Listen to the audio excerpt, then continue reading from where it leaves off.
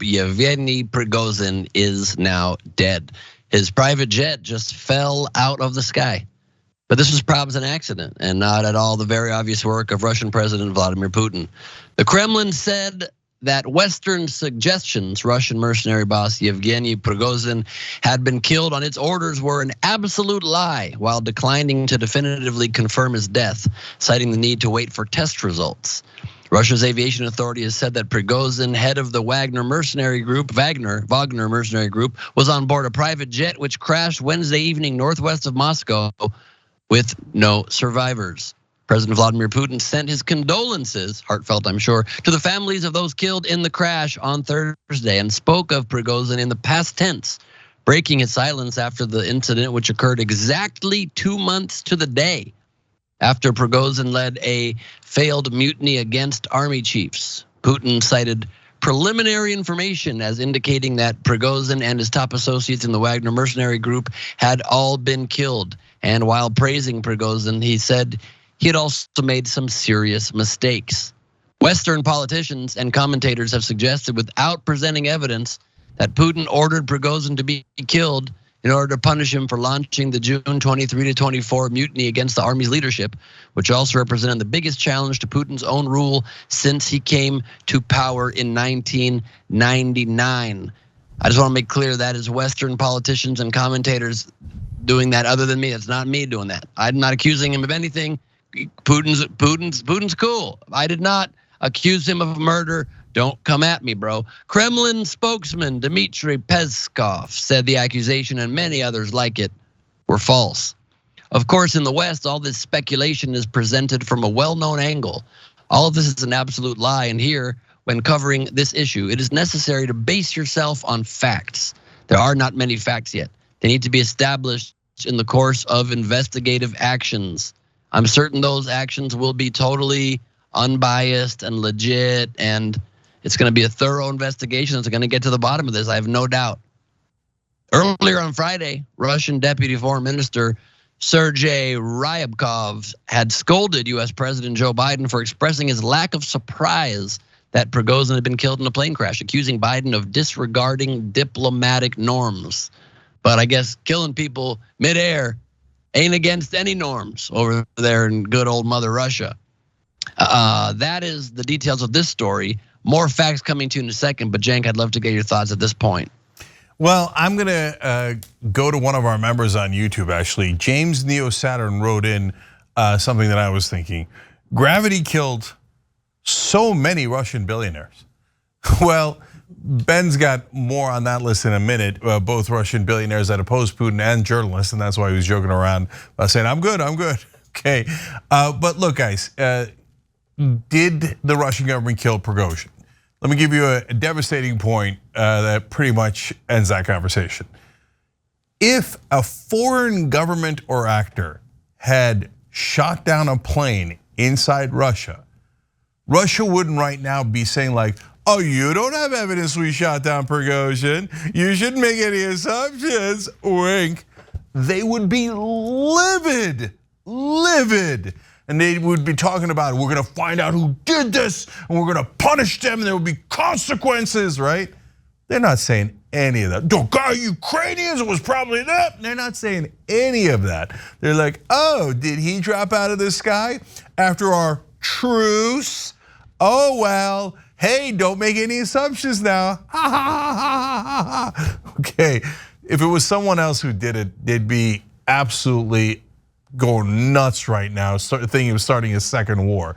No, the person, the organization that shot down a plane inside Russia was Russia. Sharon. And maybe, I've heard the theory that maybe Putin is doing a humanitarian effort. If he is behind this, because Prigozhin was stealing all Africa's riches. But if that were the reason, then we know Putin's going to pick up where he left off. It is ridiculous, these protestations, Cenk, from Putin, who basically is saying, well, we have to wait and see. We now have the wreckage. Preliminarily, they wouldn't even say he was on the plane. That was just a guess, which means that one of the hitman who planted the bomb most likely got on WhatsApp right after and said to Putin, boss, I think we got him. The whole thing is just, a silly exercise, but when you're living under Putin's regime, which I guess he has full grasp on again, this is how it's gonna go.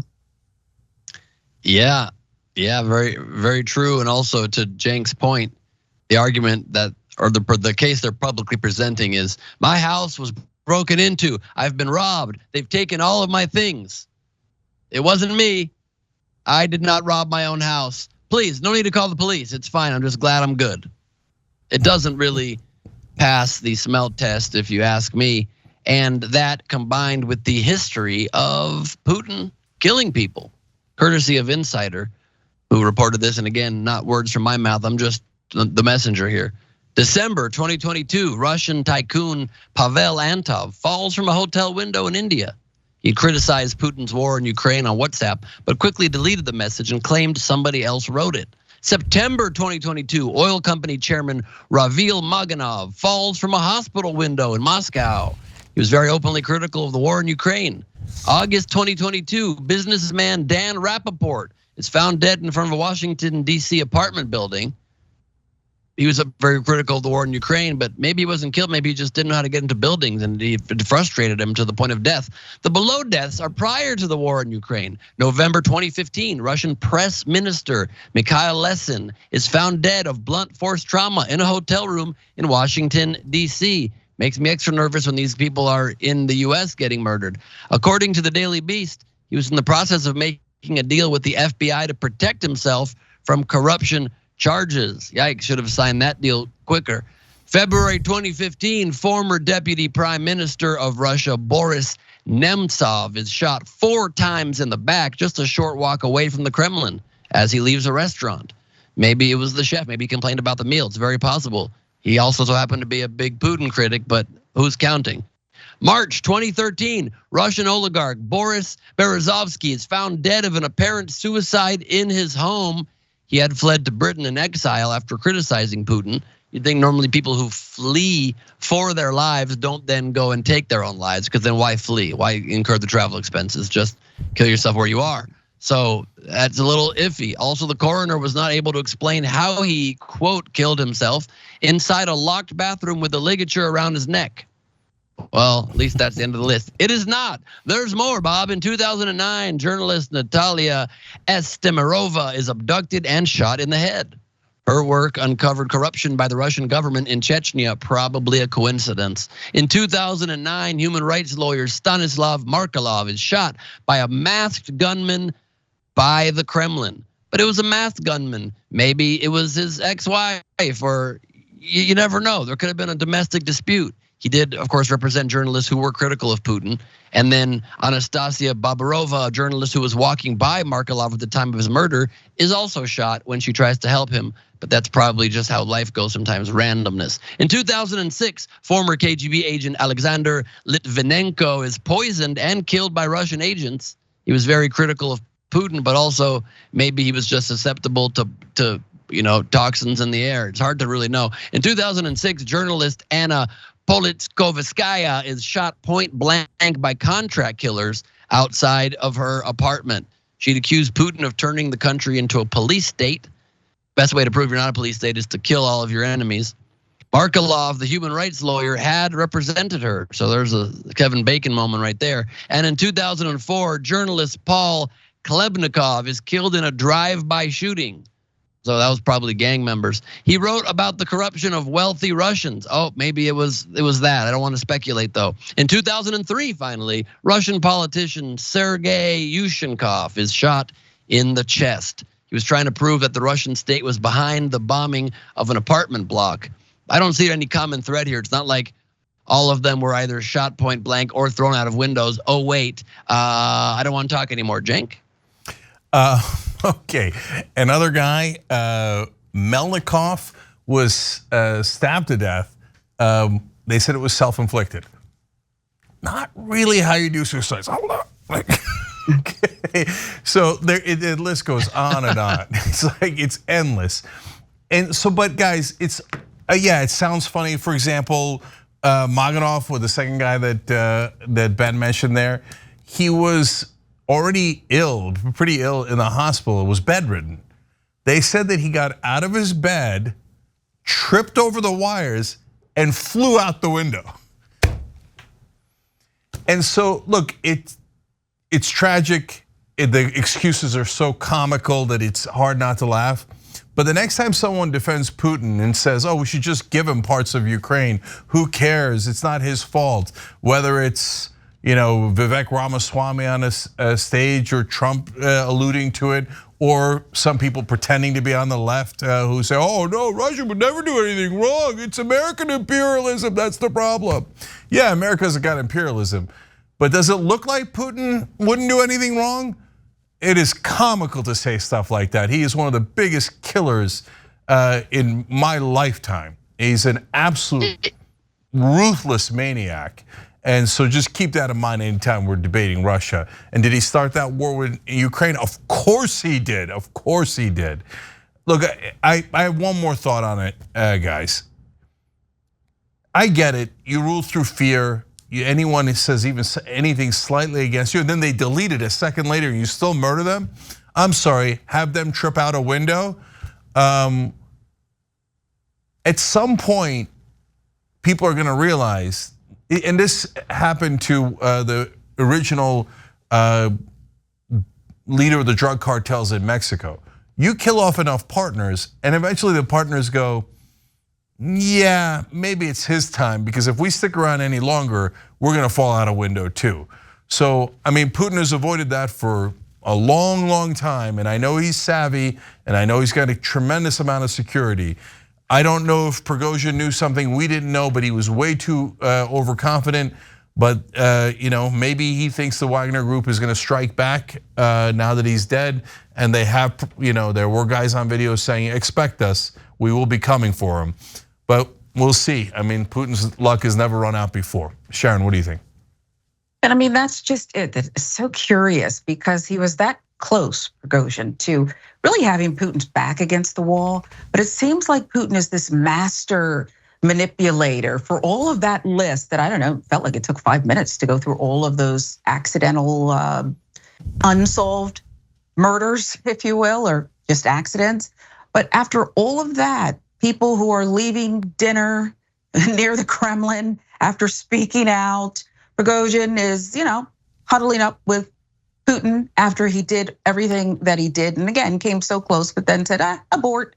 It's just so curious to me how they, for an instance, let their guard down, because I don't think all of these people on that list had an absolute death wish or resigned that I'm going to die. This is some kind of suicide mission, but I have to speak out.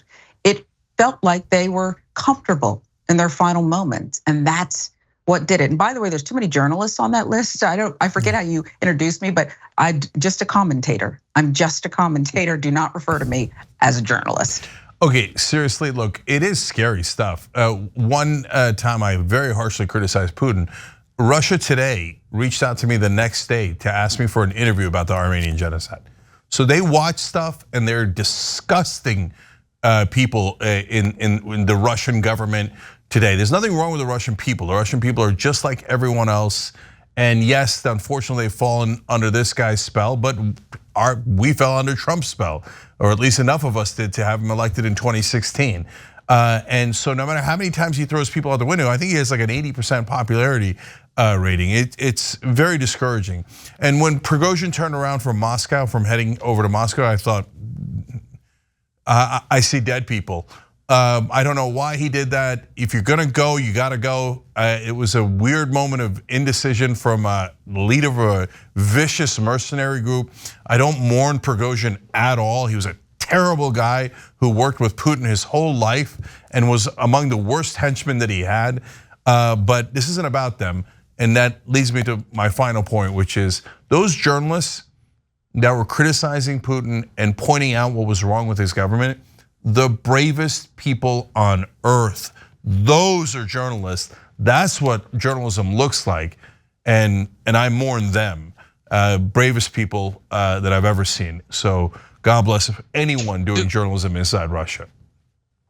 Two last thoughts quickly. In a nation where any slight critic gets murdered, I don't know how much credence you can give to an 80% approval rating. I would imagine his approval is far lower if it were a free vote. and a free poll that didn't come with the consequences of death. And you're absolutely right, it makes no sense. There's no world in which Prigozhin is going to try to overthrow Putin's government and then not be murdered by Putin. So you may as well go out in a blaze of glory instead of as like a half revolutionary. However, when it comes to the dude in the hospital room tripping over the cables, that's plausible to me. I mean, cable management is important. If you don't tie them up, organized, things could happen. Okay, just so Ben is clear. Thanks for watching The Young Turks, really appreciate it. Another way to show support is through YouTube memberships. You'll get to interact with us more. There's live chat emojis, badges. You've got emojis of me, Anna, John, JR. So those are super fun. But you also get playback of our exclusive member-only shows and specials right after they air. So all of that, all you gotta do is click that join button right underneath the video. Thank you.